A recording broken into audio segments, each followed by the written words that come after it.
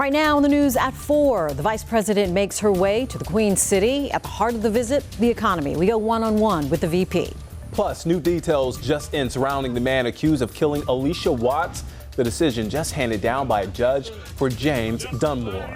And the excitement of a new era is palpable for the Panthers. WCNC Charlotte's Ashley Stroline at the mandatory minicamp as optimism builds for the new season. Thanks for joining us here for the news at 4. It's a busy Wednesday. I'm Jane Monreal. And I'm Nick Sturtevant. Vice President Kamala Harris in the Queen City today to highlight the Biden administration's policies on economic growth. And this is just one stop on the national campaign tour. WCNC Charlotte's Caitlin Hagwood was at Johnson C. Smith University. She has more on the visit. It was a packed house here at JCSU. All right, thank you, Kaylin. And before Vice President Kamala Harris headed back to Charlotte Douglas, she sat down exclusively with our Colin Mayfield, her stop in Charlotte marking her 12th visit to the Tar Heel State since taking office. That's right, and trips from the Biden administration likely to ramp up ahead of November's election. WCNC Charlotte anchor Colin Mayfield joining us in studio now with more of the interview. Colin? Yeah, this highlights how big North Carolina is over there right now. Nick, back to you. Yeah, and as you mentioned, Colin, North Carolina going to play a huge role in this upcoming election. Yeah, we're going to talk more about that, not only at 5 and 6, but at 11 tonight as well. All right, thanks, Colin. You're welcome.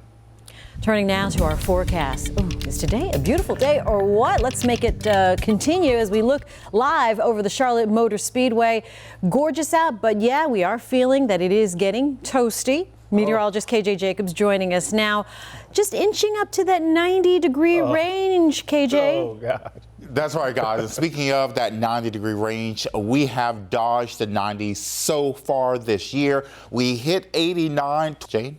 All right, we'll see you then. Thanks, KJ.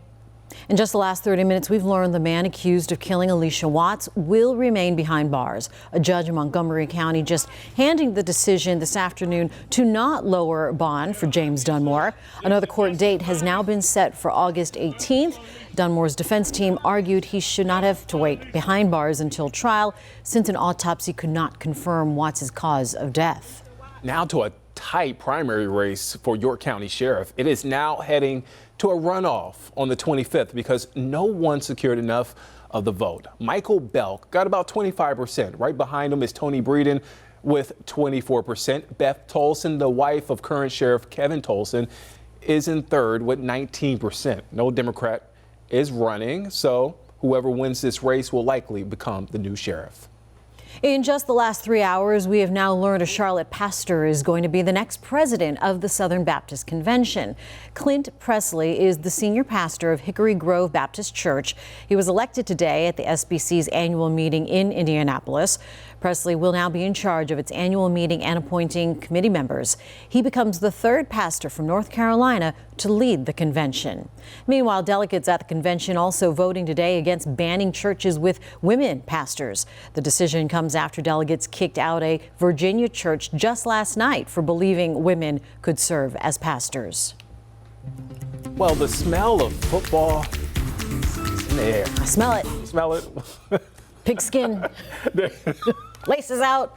That might be a hot dog. I don't know. Well, the Carolina Panthers back on the field today for the second day of their mandatory training camp. WCNC Charlotte's Ashley Stroline join us live now. And Stro, you caught up one-on-one with a mainstay on the team.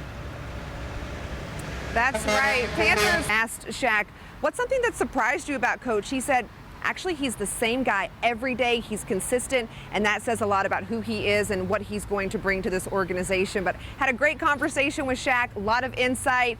Can't believe it's about to be year 10 for him, but someone who's determined and dedicated to turn this franchise around. And Nick, I know you're excited as well for this upcoming season. I'm excited as well. Can't believe Shaq's an OG now. Yeah. I mean, and that's part of it, the energy matching and buying in to all of the program. Bought in already. All right, Stro, thanks a lot. Absolutely. Coming up, fans and players across the world are remembering the life of NBA legend Jerry West. Plus, students who survived one of the deadliest school shootings are now graduating. The group says their normally special day leaves them with mixed emotions.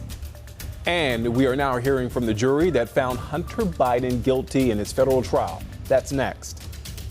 And we're just halfway through the week, but the hottest day is yet to come. Your forecast is coming up next.